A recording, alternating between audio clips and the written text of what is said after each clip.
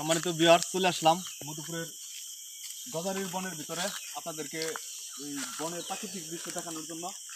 যারা আমার ভিডিওটি দেখছেন অবশ্যই ধৈর্য ধরে লাস্ট পর্যন্ত দেখার চেষ্টা করবেন। আমি আজকে বনের ভিতর থেকে আপনাদেরকে আমি কি তুলে ধরবো, কি দেখাবো, অবশ্যই আপনারা দেখার চেষ্টা করবেন। তো লেটস গো, আসেন আমার পিছনে পিছনে, আমি আপনাদেরকে দেখাবো আজকে।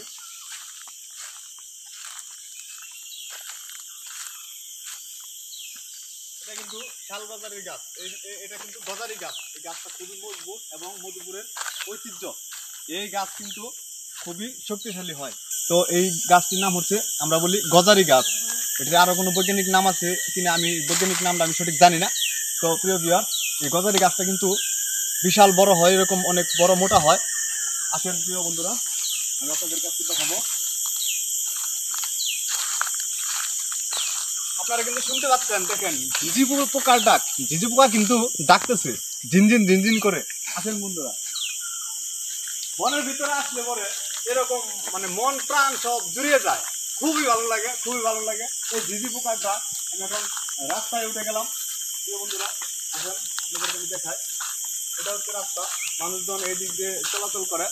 তো রাতের বেলা একটু চলাচল করা রিস্ক হয়ে যায়, কারণ অনেক ভয় থাকে, জীবজন্তুর ভয় থাকে।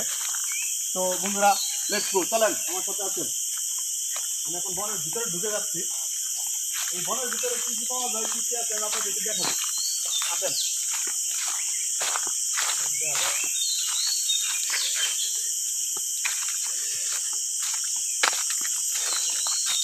তো প্রিয় বন্ধুরা, এই যে আপনারা দেখতে পাচ্ছেন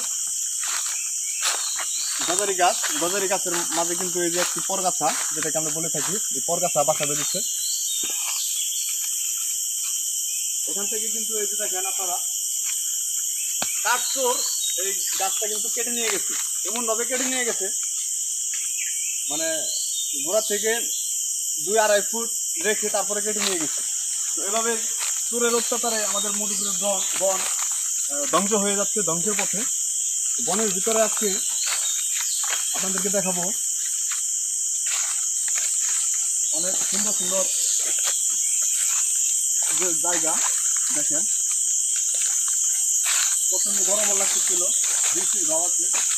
তো এখানে খুবই শান্ত পরিবেশ, ছায়া, ঝিঝি পোকার ডাক আমার খুবই ভালো লাগতেছে। তো ঘুরতে চলে আসছি আজকে আপনাদের মাঝে এই বনের প্রাকৃতিক এই দৃশ্যগুলো তুলে ধরার জন্য। তো প্রিয় ভিউয়ার্স, আপনারা আমার সাথে থাকবেন এবং মনোযোগ সহকারে এই ভিডিওটি দেখবেন। আমি মূলত আসছিলাম আপনাদের মাঝে দেখানোর জন্য বানর কলা। সেই গাছটি আমি খুঁজে পাচ্ছি না। তো যে কলা বানর সে জীবিকা ধারণ করে। আর আপনারা দেখতে পাচ্ছেন, এটা হচ্ছে আনাইগোটা গাছ। আমাদের আমরা আঞ্চলিক ভাষায় বলি আনাইগোটা গাছ। তো এই গাছ কাছে নিয়ে, এই গাছ ছোট ছোট গোটা ধরে বড়ের মতো, খুবই সুস্বাদু, যেগুলা বানর পশু পাখি খেয়ে থাকে। আমরাও অনেক সময় আইসা খাই, এই আনাইগোটা আমরা খাইতাম। আমার এই ভিডিওটি যদি আপনাদের ভালো লাগে অবশ্যই লাইক কমেন্ট শেয়ার করবেন এবং কেমন হয়েছে অবশ্যই কমেন্টের মাধ্যমে জানাবেন। ধন্যবাদ।